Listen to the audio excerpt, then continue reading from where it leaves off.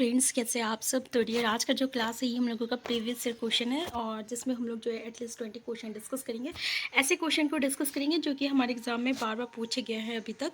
और ये जो हम लोग का प्रीवियस ईयर क्वेश्चन चल रहा है ये 2021 से लेकर 2000 से लेकर आपका 2024 तक का प्रीवियस ईयर क्वेश्चन को डिस्कस कर रहे हैं। चलिए स्टार्ट करते हैं आज का क्लास।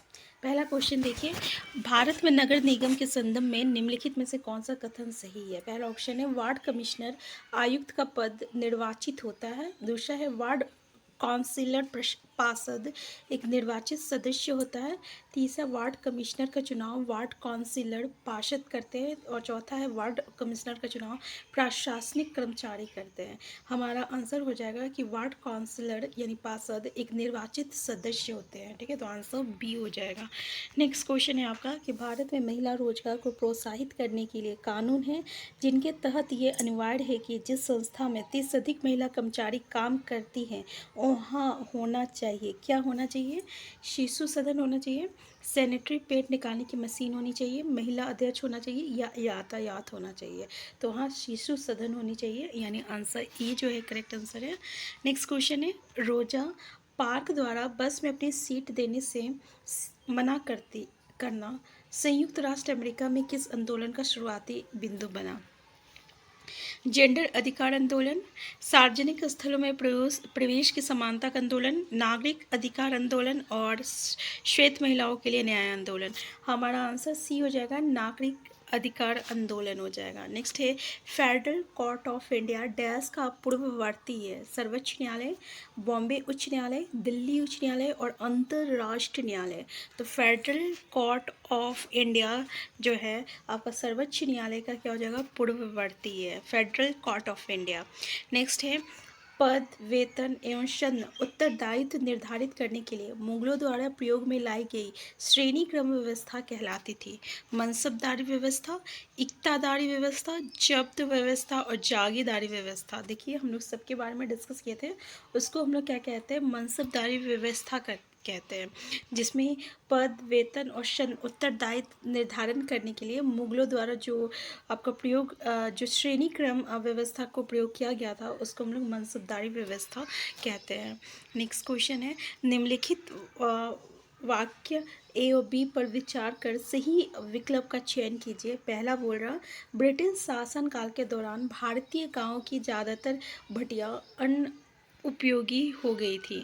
दूसरा बोल रहा, इसका एक कारण औपनिवेशिक सरकार द्वारा जंगल का नया नियम लागू करना था। पहला ए सही है, बी गलत है, ए बी सही है, ए बी दोनों सही है, बी सही व्याख्या नहीं करता, या ए बी दोनों सही है, बी सही व्याख्या और वाक्य सही व्याख्या करता है एक ही। यहाँ पे आंसर हमारा डी हो जाएगा।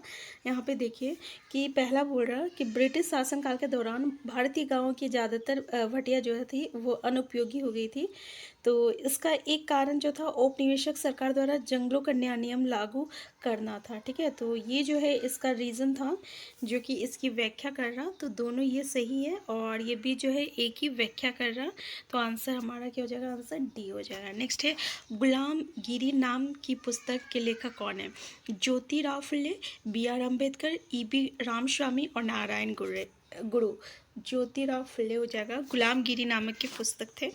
नेक्स्ट है, पेरियार का गैर ब्राह्मण आंदोलन डैश विचारधारा पर आधारित था। पहला ऑप्शन है, सर्वप्रथम व्यक्ति को स्वयं का सम्मान करना चाहिए, तभी दूसरे भी हमें सम्मान देंगे तथा उसी तरह से हमारे साथ व्यवहार करेंगे। दूसरा, स्वयं को धार्मिकता से मुक्त करना, क्योंकि सभी असमानताओं को ईश्वर की देन के रूप में प्रोत्साहित किया गया है। नेक्स्ट है, सामाजिक असमानताओं के विरोध के तौर पर ग्रंथों और विलेखों में जो कहा गया है उसके विपरीत करना। नेक्स्ट है, एक नए धर्म के उदय को बढ़ावा देना जो समावेशी हो तथा व्यक्तियों के लिए समाजजनक हो, सम्मानजनक हो। हमारा आंसर क्या हो जाएगा कि स्वयं को धार्मिकता से मुक्त करना, क्योंकि सभी असमानताओं को ईश्वर की देन के रूप में प्रोत्साहित किया गया है। तो आंसर बी हो जाएगा। नेक्स्ट है, 1906 में संग्राम संगमा की बगावत इसलिए हुई क्योंकि जनजातीय समूह, पहला ऑप्शन है सिक्किम में जमीन की मालिकाना अधिकारों पर जोर दिया, दूसरा है मणिपुर प्रांत में अपने परंपरागत अधिकारों को जारी रखना चाहता था, नेक्स्ट है असम में औपनिवेशिक वन कानूनों का विरोध किया, नेक्स्ट है त्रिपुरा में वन क्षेत्र में बसे रहने पर जोर दिया। हमारा आंसर क्या हो जाएगा, असम में औपनिवेशिक वन कानून का जो है इन्होंने विरोध किया था, आंसर थर्ड हो जाएगा। नेक्स्ट है आपका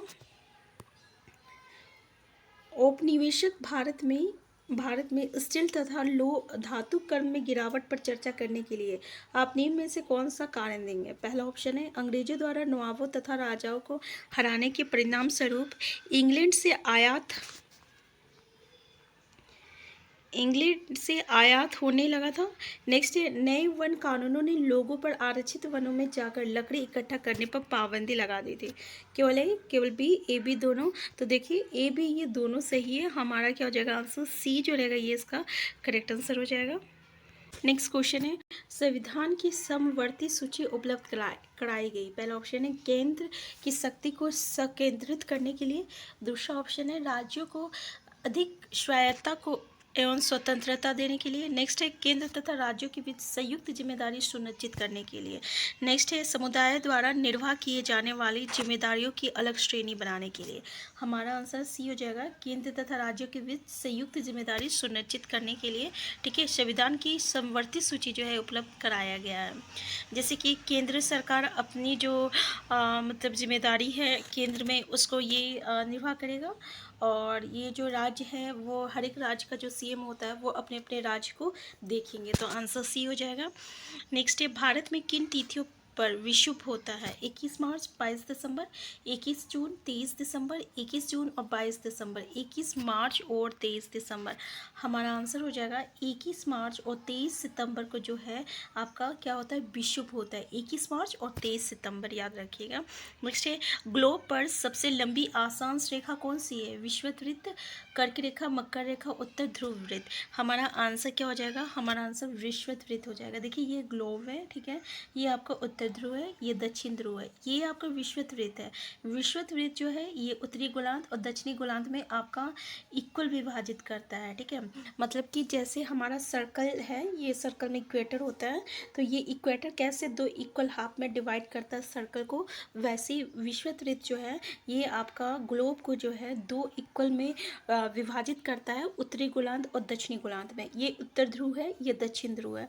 यहाँ जो रहता है इसको मकर रेखा कहते हैं, ये जो रहता है ये आपका कर्क रेखा होता है। ठीक है, और इसको हम लोग उत्तर ध्रुव वृत्त कहते हैं, और इसको हम इसको उत्तर ध्रुव वृत्त कहते हैं, और इसको हम लोग दक्षिण ध्रुव वृत्त कहते हैं। ठीक है, तो ये था हमारा विषुवत वृत्त। ये बहुत यहाँ से आसांश और देशांतर से आपको हमेशा से एक क्वेश्चन देखने को मिला है सिटेट। ये आपका जो है आसांश और देशांतर क्लास 6 का एक चैप्टर है, जिस चैप्टर को आप जरूर करके जाइएगा क्योंकि यहाँ से हमें क्वेश्चन देखने को मिलता है। तो आंसर ए जो रहेगा ये इसका करेक्ट आंसर हो जाएगा। ठीक है, नेक्स्ट क्वेश्चन है यदि भारत में शाम के 6:30 बजे होंगे तो लंदन में तब क्या समय होगा। ये क्वेश्चन तो आपका ऐसा क्वेश्चन हमेशा पूछा गया है। अगर शाम को भारत के में अगर शाम को 6:30 बज रहा तो कितना होगा लंदन में, सुबह के 1 बजेगा या सुबह के 12 बजेगा या दोपहर के 12 बजेगा या आपका दोपहर के 1 बजेगा। तो देखिए अगर हम देखें तो ये जो है भारत का जो है 5 घंटा जो है बाद होता है। जैसे लंदन में अगर आपका सुबह रहेगा तो भारत में 5 घंटा जो है आपका शाम हो जाएगा।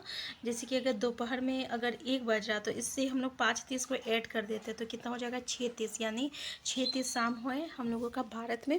तो लंदन में कितना रहेगा, लंदन में हम लोग का दोपहर का 1 बजेगा, तो आंसर डी हो जाएगा यहाँ पे। ठीक है, तो अगर आपको लंदन दे या भारत दे तो इस तरीके से आप लोग निकाल सकते हैं कि हमें कितना ऐड करना है, 5 घंटा 30 मिनट। ठीक है, 5 घंटा 30 मिनट। अगर भारत का निकालना होगा तो लंदन में से 5 घंटा 30 मिनट को ऐड कर देंगे, भारत का निकल जाएगा। और अगर हमें लंदन का निकालना होगा तो जो भारत रहेगा उसमें से 5 घंटा 30 मिनट को सब्ट्रैक्ट कर देंगे तो हमें क्या निकल जाएगा, आपका लंदन का निकल जाएगा। जैसे यहाँ पे दोपहर का 1 बज रहा है लंदन में, तो भारत में कितना बजेगा, 6:30 बजेगा। ठीक है, यानी 6:30 होगा, आंसर डी हो जाएगा। नेक्स्ट क्वेश्चन है छत्रक शैल का निर्माण निम्न में से किसके द्वारा अप्रदत्त क्रिया से होता है? नदियों, समुद्र तरंगों, हिमनदों और आपका पवनों। हमारा आंसर क्या हो जाएगा? पवन के द्वारा होता है, आंसर डी हो जाएगा। नेक्स्ट है आपका निम्नलिखित में से कौन सा कथन सही है?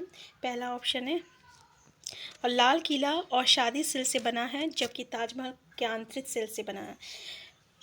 ये सेल जो है एक छोटा सा चैप्टर है, एटलीस्ट 4 पेज का होगा ये चैप्टर, लेकिन ये चैप्टर बहुत ही इंपॉर्टेंट है। यहाँ से हमें क्वेश्चन जो है बहुत देखने को मिलता है, इस चैप्टर को ज़रूर कर लीजिएगा, ठीक है। तो देखिए, लाल किला जो है औषधि सेल से बना है जबकि ताजमहल केंद्रित सेल से बना है। दूसरा बोल रहा है कि लाल किला केंद्रित सेल से बना है जबकि ताजमहल औषधि सेल से बना है। नेक्स्ट है लाल किला और ताजमहल दोनों केंद्रित सेल से बने हैं। और नेक्स्ट बोल रहा है लाल किला और ताजमहल दोनों औषधि सेल से बने हैं। तो देखिए हमारा आंसर क्या हो जाएगा? हमारा आंसर आपका ई हो जाएगा, ठीक है। आंसर ई हो जाएगा कि आपका जो लाल किला है ये औषधि सेल से बना है और ताजमहल जो है केंद्रित सेल से बना है। देखिए, हम लोग सेल के बारे में देखे थे, सेल के बारे में थोड़ा डिस्कस कर लेते हैं। 3 तरीके का सेल होता है। एक होता है अग्नेय सेल होता है, ठीक है, अग्नेय सेल होता है। दूसरा जो होता है औषधि होता है और तीसरा जो होता है केंद्रित होता है, केंद्रित होता है, ठीक है। ये अग्नेय सेल और औषधि सेल ये दोनों बदल के किसमें बदलता है? केंद्रित सेल में बदलता है, ठीक है। औषधि सेल क्या होता है? जब छोटे छोटे पत्थर और छोटे छोटे जो पहाड़ होते हैं, सॉरी, बड़े बड़े जो पहाड़ होते हैं, जब वो छोटे छोटे पत्थर में वो टुकड़ा हो जाता है तो एक के ऊपर एक के ऊपर एक के ऊपर ये एक लेयर बनाता है, जो कि एक दूसरे को जो है एक प्रेशर जब लगता है तो वो नीचे काफ़ी धंस जाता है, जो कि कई सालों के बाद औषधि सेल में जो है आपका परिवर्तित हो जाता है। फिर यही औषधि सेल जो है आपका केंद्रित सेल में जो है परिवर्तित होता है, ठीक है। और अग्नेय सेल क्या था? तो अग्नेय सेल जो है 2 तरह का होता है, जिसको हम लोग एक ठो अंतर्भेदी अग्नेय सेल कहते हैं और एक बहिर्भेदी अग्नेय सेल कहते हैं, ठीक है। तो अग्नेय सेल होता क्या है कि जैसे कि आपका लावा जानते हैं ना, लावा जो होता है, या हम लोग मैग्मा इंग्लिश में कहते हैं और हिंदी में इसको हम लोग लावा कहेंगे। जब भूकंप आता है तो ये जो लावा होती है ना, ये बाहर आ जाता है, ठीक है। तो ये जब लावा बाहर आता है तो ये ठंडा हो जाता है। ठंडा होने के बाद वो आपका सेल में परिवर्तित हो जाता है और इस सेल को ही हम लोग क्या कहते हैं? तो बहिर्वेदी सेल कहते हैं।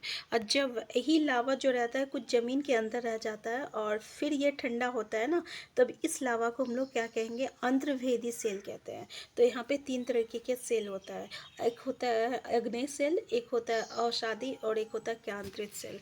तो जो लाल किला है ना, ये आपका औषधि सेल से बना है और जो ताजमहल है ये केंद्रित सेल से बना है। अब यहाँ से आपको और एक क्वेश्चन पूछा जाता है कि अग्नेय सेल का आपका एग्जाम्पल कौन सा है, और ठीक है, और जिसमें अंतर्भेदी सेल की उदाहरण कौन सी है और बहिर्वेदी सेल की उदाहरण की कौन सी है, ठीक है, ऐसा क्वेश्चन पूछा जाता है। फिर औषधि सेल का उदाहरण कौन सा है और केंद्रित सेल का उदाहरण कौन सा है, ठीक है। ऐसे क्वेश्चन यहाँ से राइज होता है। हमारा आंसर क्या हो जाएगा? आंसर ई हो जाएगा। चैप्टर में हम लोग बहुत अच्छे से इसको डिस्कस किए, एक बार जरूर देखिएगा। नेक्स्ट है निम्नलिखित में से कौन सी पवन मौसमी पवन का उदाहरण है? व्यापारिक पवनी, मानसून पवनी, पश्चिमी पवनी और स्थल समीर। हमारा आंसर क्या हो जाएगा? आंसर बी हो जाएगा, मानसून पवनी हो जाएगा। नेक्स्ट क्वेश्चन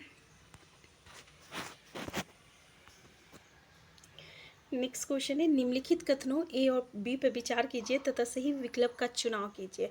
चांद पर जीवित बचे रहने के लिए अंतरिक्ष यात्री को विशेष सुरक्षा पोशाक पहननी पड़ती है। दूसरा, चांद पर वायुदाब नहीं है और अंतरिक्ष यात्रियों के शरीर की रक्त सिनाएं विपरीत बल के कारण फट सकती है। तो ये हम लोग देखे थे, पढ़े हुए थे। आपका क्या है? दोनों सही है या दोनों ए और बी सही है और ए सही व्याख्या करता है। तो हम लोग ये पता है ना कि वहाँ पे वायुदाब नहीं होता है, जिसके कारण क्या होता है? ये अंतरिक्ष यात्रियों की शरीर के रक्त सिराए जो रहता है विपरीत बल के कारण जो रहता है फट जाता है। ये बिल्कुल सही है। तो हमारा ए और बी दोनों सही है और ए जो है ये सही व्याख्या करता है। नेक्स्ट क्वेश्चन है, कौन सा देश सहारा मरुस्थल नहीं आता है? लीबिया, ट्यूनीशिया, माली और दक्षिण सूडान। तो देखिए, सहारा मरुस्थल नहीं आता है, आपका दक्षिणी सूडान हो जाएगा, आंसर डी हो जाएगा। नेक्स्ट है, तटीय प्रदेशों और शुष्क प्रदेशों में मृदा संरक्षण का सबसे उचित तरीका कौन सा है? मल्च बनाना, चट्टान बांध, रक्षक मेखलाएं और वेदिका फार्म। हमारा आंसर क्या हो जाएगा? आंसर सी हो जाएगा, रक्षक मेखलाएं हो जाएगा, ठीक है। तो ये था हमारा आज का क्लास। हम फिर मिलते हैं नेक्स्ट क्लास में। चैनल में नए हैं, चैनल को सब्सक्राइब कर लीजिएगा और वीडियो हेल्पफुल लगा तो लाइक शेयर करना मत भूलिएगा। Thank you.